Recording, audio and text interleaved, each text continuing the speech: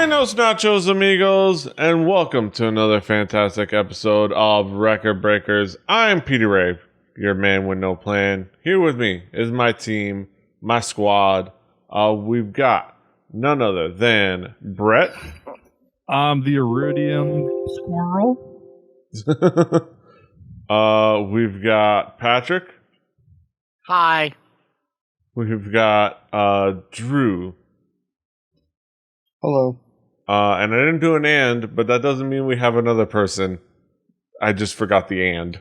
That's the team right there. We are here to talk about music as we are wont to do every week. And the provider of the music is this guy right over here.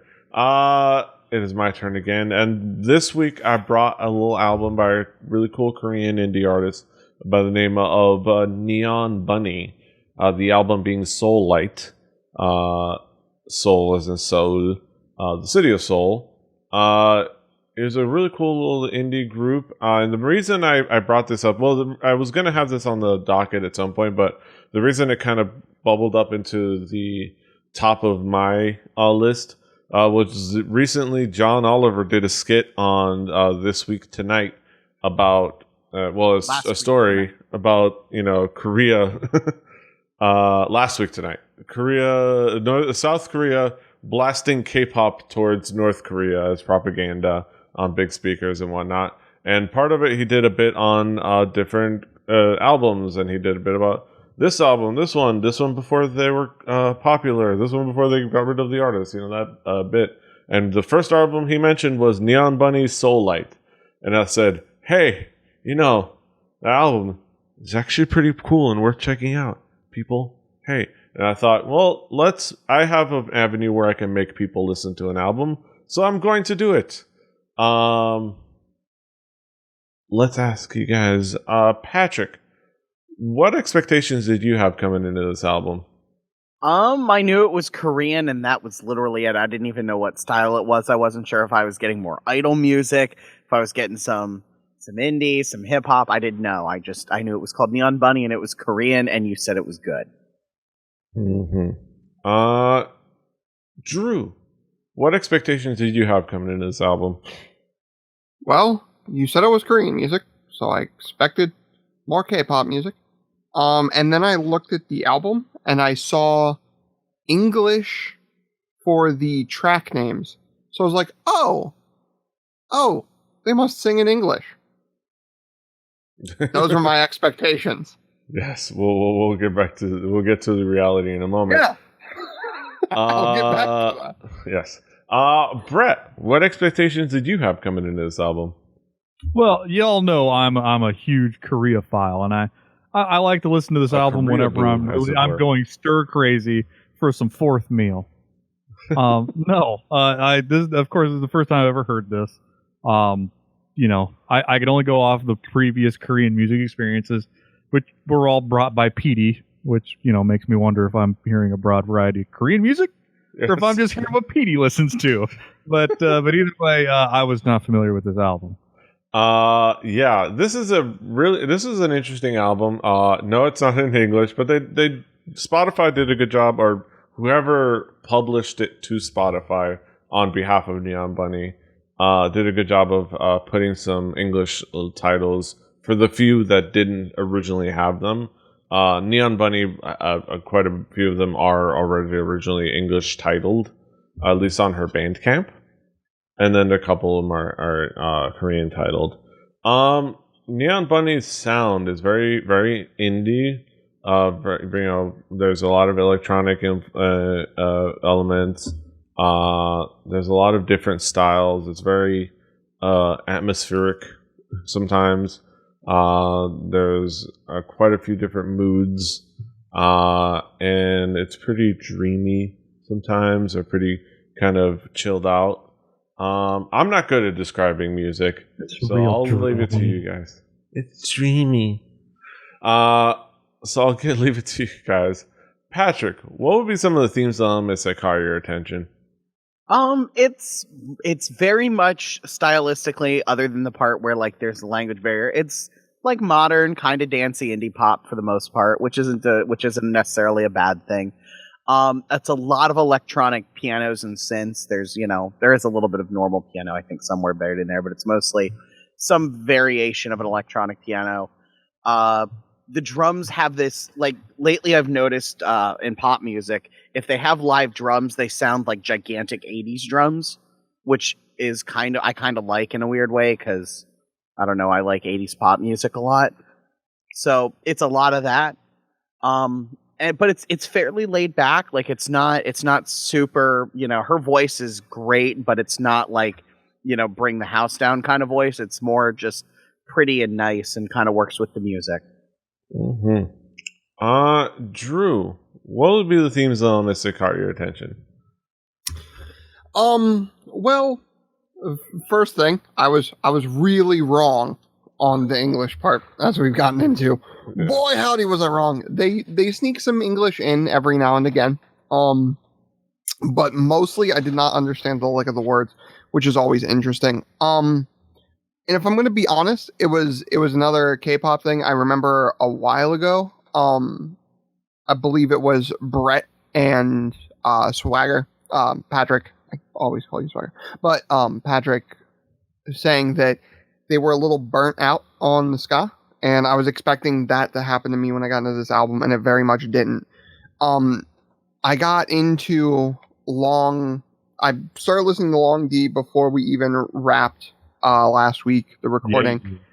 Yeah. And before we get into the obvious innuendo of the song title, it automatically hit me in a weird spot where the first thing I thought of was, if anybody knows the sitcom / comedy drama of Greatest American Hero. Believe it or not. George isn't at home. Yes. Who could it be? Where could he be? I'm not home. But for some reason, the tone in the piano very much reminded me of Greatest American Hero. It was very heavy on the pop hooks. I very much like that. I enjoyed that quite a bit, and it was a lot of it reminded me of like almost 80s, 90s like theme songs or something. Like, something about the tone felt very much like that, but it had a very modern, like sort of synth pop, indie pop sensibility to it, which was really cool. Patrick touched on this. Her voice is not knock you out of the park like insane or anything, but I very much enjoyed that. It gave it to me a very comfort food sort of feel to it, because it's not about her range. She's not trying to blow anybody's socks off. What you get with a lot of pop music here, it seems like, is the vocalist is trying to stretch their instrument and show you how good they are. She's just a really solid singer, and when I sat down to listen to it, it made me sort of just comfortable, which is a weird thing to say, but that's what it is. Sometimes you don't need a singer that's gonna blow you away with range. You just need someone with great control that's able to keep the melody, and it was here. Yeah, and it was a great melody and great hooks. Yeah, I think Brett has said it before that he's made a point of saying music is not a sport. It's an art form. No, we need albums that are most music. It's like most graphics.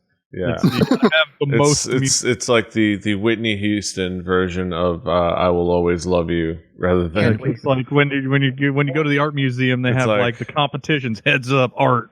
And I am hitting this note. Yeah. Dolly Parton's version is better. Period. That being said, Brett, you heard it here first, guys. The Dolly Parton version of that song was better. Hot takes by Petey. Controversial hot takes you're going to find only on Record Scratch. Nobody's heard this shit before. It's too raw. Edgy. 3 edgy, 5 you. That's right. Brett. Yeah. What were the themes and elements that caught your attention? All right, so this is an album from Korea. It's kind of poppy, like some albums that Petey has brought before. It's broad thematically and is executed with somewhat robotic skill. Like the timing is dead on. Lyrically, I couldn't find the translation, so I looked pretty hard. Petey let me know that the proper way of searching it, and if you are inquisitive enough, you can find out by asking him at our email address, which he will tell you later. But for the purpose of this show, I don't know what they're saying, so I'm going to judge it on the music sounds and whatnot. It is poppy. There's some stuff in here when I break it down song by song that it really goes to show the fact that the production side of Korean music, well, pop music in general, anything that is made to be fit for the masses is tight, as somebody from a show would say. Yeah. There's a lot of cool like sounds and feels, and there's some good production value for sure. And there's some cool tracks on there to kind of break it down. The opening track, Long D. We're all in fifth grade, everybody. It's the Long D. Like the follow-up track to that, Come Step by Step on Spotify, or just Come a Little Closer, as more of a better translation, or a cool smooth track like Two of Us, or a more exciting track like Falling. There's a lot of cool like tracks to zero in on. Patrick, what would be some of the key tracks that caught your attention? Not the record breaker thing. Second song, Come Step by Step. I love electronic piano, like that sort of Fender Rhodes and all the vaguely like unnatural sounding pianos that this song really has going. Kind of surprised with this whole album bit being, kind of a pop album. The drums were really good. I mean, there was no, Neil Peart crazy fills, but the drums they had a good feel, a good groove, kept the songs moving. That one was kind of dancey and fun. It's the best way like I can think of it is there's some songs that are really well suited to rolling down the windows in your car, cranking up the stereo and driving to during the summer. That's a really good song for it.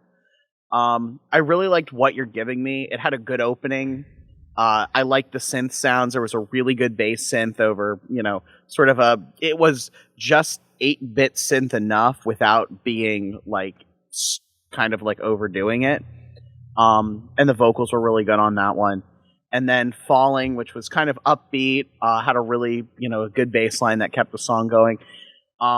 Like a lot of this album, it's kind of a basic song, but it's executed exceptionally well. And that was kind of this whole album. There's nothing groundbreaking or complicated or over the top here. It's just really, really well executed. Mm-hmm. Yeah, that is definitely the case for a lot of the tracks. Drew, what would be some of the key tracks that caught your attention? Like I said, we'll kind of skip over the innuendo of the first track, and giggle like children. It's a wiener joke.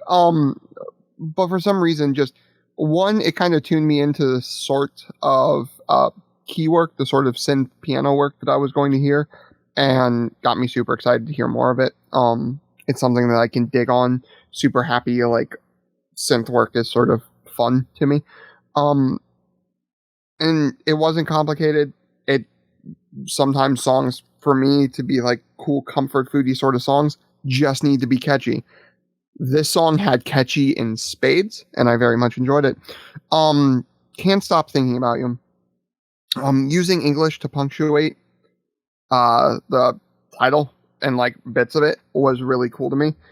Considering the only other language I know besides English is a few phrases of Spanish that are regarding my pants. Anytime a foreign band can sort of inject English, I can very much dig. And that's the thing. I don't know why that is. I don't know culturally why Korea sometimes does that to punctuate keywords with English. I notice it in some of the music Petey has brought us and some of the stuff I heard thanks to StarCraft. I could elucidate on a couple of those facts. I could elucidate. On this, it's just I think in general there's a general effort, definitely in Korea, to actually try to get people to learn English, and there's a general effort, I think, and want to export and import, and they're a little bit more worldly. And what that stems from is from K-pop establishment. And K-pop establishment specifically is because they have English hooks, because they're not they can't just sell to Korea, because Korea is tiny and irrelevant when it comes to a music consumer market. Fair enough. It's tiny and irrelevant. You can't make money just selling to Korea. You make money by selling to China. So I hear there's lots of people there. Yes, there lots of people with money. There. There's a lot of people, and it's a big market. So you throw an English hook there, which if you've watched Korean variety shows, where they do we're going to Shanghai for an episode, we're going to Taiwan or Thailand, you'll find that when the one person only speaks Korean and the other person only speaks Thai or Cantonese, you know what happens? Broken English, broken English, broken English, broken English. That's what happens in between, and that's kind just of how it you and works. me speak, Petey, when we met up in Atlanta. It's like broken English, broken English. Yes. Well, that's speaking more to the English speaking ability of the people speaking English in this country. That's right. It is the thing. So it is the go-between language in so many ways that. So you have to make a music that is globally sells globally to people outside of Korea, because again, Korea, tiny and you irrelevant. Want to make some money. You want to make you your money back. Make real money. You want to make real pop music money. You do that. I will say, on the level of somebody like Neon Bunny, who's just an indie artist that does it, it's just like a cool thing. Like sometimes it's probably just it was a cool idea, and in her head, that's how the hook sounded best. Okay, on the term indie, how independent, how small down are we on the are we like talking playing bars or playing arenas? We're in that spectrum of dive as I center my hands. I can almost speak to this because I was doing some research trying to figure out that exact question. And what I did was I searched them live on YouTube, and the first one that came up was the entire video. You could see both walls of the club, and you could tell that the club was like a hot dog tube. And in one shot, you could see both sides. Yes. Yeah. Okay. And then there's on their Facebook, there's some festivals, and they play places she plays places in Hongdae and. But is she filling arenas? Probably not. No. Okay, no. I mean, she's because it does sound like that, from the fidelity of it. Yeah. That's that you can't tell by the way that how well I can tell an American band's act, or like a lot of people when they press an album, you can tell they had a set amount of studio time, a set amount of post processing, where this sounds like a robot could have done a lot of it, and a better robot than what I could afford. So it's one of those things where I can't use my ear like you could listen to crappy 60s EPs. I think it's she has some clout and some notability on the indie scene, and she's done some music that is known. Well, if she's listening to the Record Breakers, she can send an email, which will be later on in the show, and explain to Petey the process of recording. Yes, at Beyond Nunny, if you want to check her out on Twitter. I love her. I love that her Twitter and her Instagram is Beyond Nunny. Yeah, I saw that as well during my Google searches. It's fun, but it is what it is. Yeah, it's fun. I think it's just deliberate. She also has some English in her things. But yeah, I think that kind of more or less sums that up. I don't know if you had further thoughts, Drew. I had two small other things. Yes. Because you're not getting away from me before I mention La La La. and how like ridiculous, like 90s, like sort of almost like it was an offbeat away from being like 90s Cali third wave ska, and that was fun for me. But then also, can I just ask the rest of the audience? There was a song in here called "What You're Giving Me," and if you can remember it, like the very beginning of the track is just her in the synth.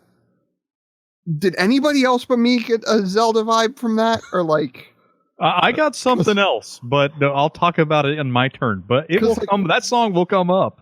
Yes, because like I got such like a heavy like SNES Zelda vibe from that. Like it was kind of funny and ridiculous to me. I was like, are they really gonna just cover? Oh no, this isn't a Link to the Past. Never mind. yes. Like that's my brain blew up at that moment, and I was so confused. Yes. Yes. Brett, what tracks caught your attention? Well, I should have probably told this to Petey before we like record the show, but the song "Falling" at the recording that I heard on RDO, and then looked up on YouTube to see if I was crazy. At the 1 minute 46 second mark, there is a notification noise. There Yes, is I a noticed total the Skype, I think. Yeah, yes, and it threw me off forever. Next song, "Polar Bear."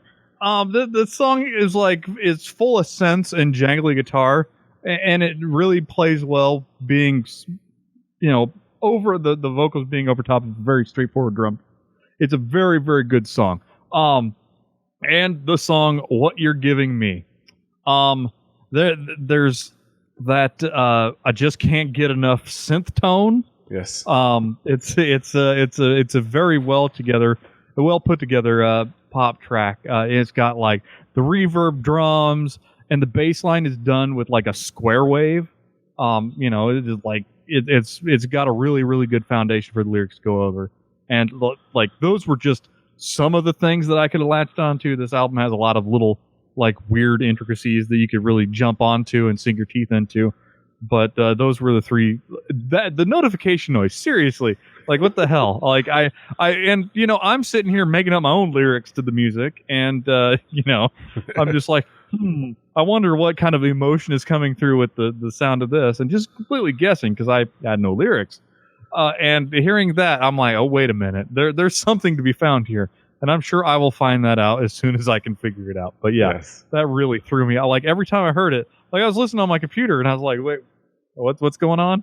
Yes. Like, and I had it was to the point where I had to scrub back a couple times and actually like find other sources of music to make sure there wasn't just some weird transfer or somebody being dumb sending it to RDO. Like it was hilarious. Yeah. I've noticed that every time I listen to it, it's just a weird moment. Like I always have to pull up my phone. I'm like, wait, I hadn't opened Skype ever. Like, it shouldn't be notifying me on anything. It's like who's calling me? It's like nah. But it's one of those weird things on one of those tracks. Let's bring it back around the horn with some last thoughts, some overall thoughts on the album. Patrick, what would be your conclusive thoughts on the album? The more I listened to this, the more I liked it. It doesn't quite hit me in the same way that Love X Stereo did, who are forever going to be the Korean band I compare all other Korean artists to because I love them. But this is good. It is more similar to like current American pop music than a lot of the stuff we've listened to in like kind of a good way. So I occasionally go down musical rabbit holes because I have a streaming service and it's available. And based on several music people on Twitter saying the new Carly Rae Jepsen album was good, I listened to it a couple of times, and they're not entirely wrong. It does actually have its moments. And this album has that kind of the same very much 80s pop influence vibe with the gigantic drums and lots of synths. And it works. It's fun. It's enjoyable. I wish I understood it, but I don't care. It's still fun to listen to. Mm-hmm. Drew, what would be your conclusive thoughts on the album? The best praise I can give an album like this is that every time I went to turn it on, whether it was just in the middle of a day, whether it was after a particularly bad day at work, whether it was after questioning the sanity and intelligence of my team members and Heroes of the Storm. Whatever the case may be, when I turned it on, it made me smile.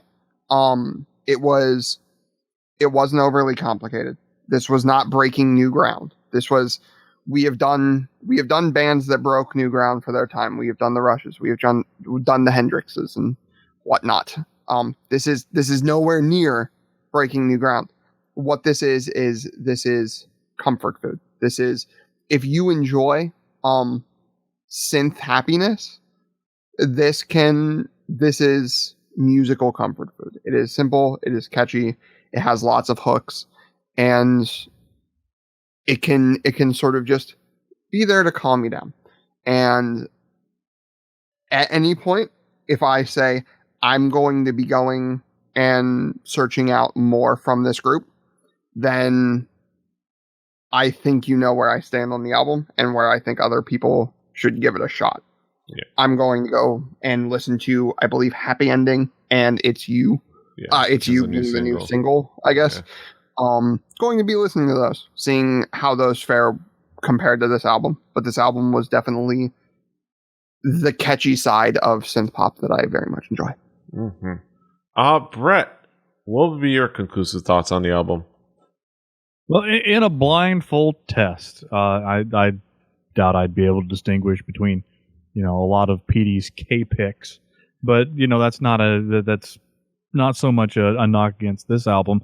It's that a lot of the albums that I've heard, like this one, have such a wide range of sounds in one album, and my palate isn't mature enough to really hear the nuances of Korean lady singing. But I did enjoy this, and by the time that the Great Record Breakers experiment is over, maybe I will have figured all of that out. I really enjoyed this, and like everything that's put in front of me by Petey, it's catchy, it's well produced, it's inoffensive. I mean, it's there's nothing that I'm just like running away from and screaming. Rarely does that happen in this show, but it does. This is not one of those moments. But it makes me not want to just blanket, shrug off any future K-picks from Petey in the future, because nothing has been horrible. Although I don't get it. I'm neither hip nor with it. I do not get it, but I'm willing to hang out. I'll be the dad at the concert with his daughter, listening to the music that he does not get. Yes. Also, K-Pics, not to be confused with the subreddit r K-Pics, which is just pictures of Seoulight, which is awesome. I am not even hip enough to know that. Yeah. But that being said, yeah, I mean, at the end of the day, this is a really cool, like, diverse, fun, pop album, indie synth pop album, and it's really well made. Also, I don't mean, if Neon Bunny does listen to this episode, I hope she doesn't take offense at my classifying Korea as small and Korea irrelevant. don't matter. Korea don't matter. Nobody. You can't make it in Korea by making it in Korea. Petey is offensive. Yes. But it was more a comment on the relative market sizes. Because if anybody here hates Korea and the things that they produce, it's Petey. Yep. Yeah, that dude hates it. He Mr. does not spend way too much money getting import CDs. Totally doesn't host a podcast all about its culture. Yeah. One that doesn't have a FX poster probably hidden back there behind that dresser, which has to be revealed. And a Girls' Generation poster up there. What a douche. Yeah. Yes. He doesn't get it. He doesn't understand. But yeah, this is a fun album. This is a cool album. This is a really cool creative album. It's not groundbreaking, but it does a lot of things really well. It's that old term that I think I brought up on the show, that I got from the discographies account. Whereas you don't need to reinvent the wheel to make a good set of tires. As long as you do it well, you do good. What was that a sentence? I don't think so. We'll call it sentence. We'll call it a sentence. That being said, Neon Bunny is absolutely fun and cool, and you should go check it out. Check it out on Spotify. Check it out on her Bandcamp. She has a Bandcamp, so you can not only just stream it on Spotify, but you can actually go, hey, I want to support you and your stuff. I'm going to pay you for this album specifically, and you can, as Bandcamp as the Bandcamp thing, you can pay her whatever you want. Just $8 and above, and you can do above if you want to. So I if you like it, I do recommend you go check that out and do that. Now we go to our main event of the evening, our haiku reviews. Let's see who starts. I'm going to switch it up. Drew, what is your haiku? Beauty in the voice, being comfortable and wonderfully simple. Brett, what is your haiku? Peppy and brooding. This album covers it all. At least in the tone. I don't know the lyrics. Patrick, what is your haiku? Korea brings us simple, fun indie pop songs, well executed. Mm-hmm. And of course, my haiku: atmospheric tunes with a cool and varied sound. It's pretty darn good. It's just a fantastically fun album, and I implore you all to check it out on our Spotify playlist. We are hopefully taking care of that. The Spotify playlist we are curating, keeping track, so you can play Record Breakers the home game on that Spotify playlist. Presumably, is our next pick, and I believe that will be Patrick's pick. Swag. What do you got for us next week? An album I can't believe it's taken me this long to do. Tool and their last album, which is still 9 years old, 10,000 Days. That will be interesting to say the least. So check that out on the Spotify playlist. Until then, you can find us all over the internet. Patrick is at The Swagger. Brett is at Hibbity-Bibbard, HIBBITYBIBBARD. Do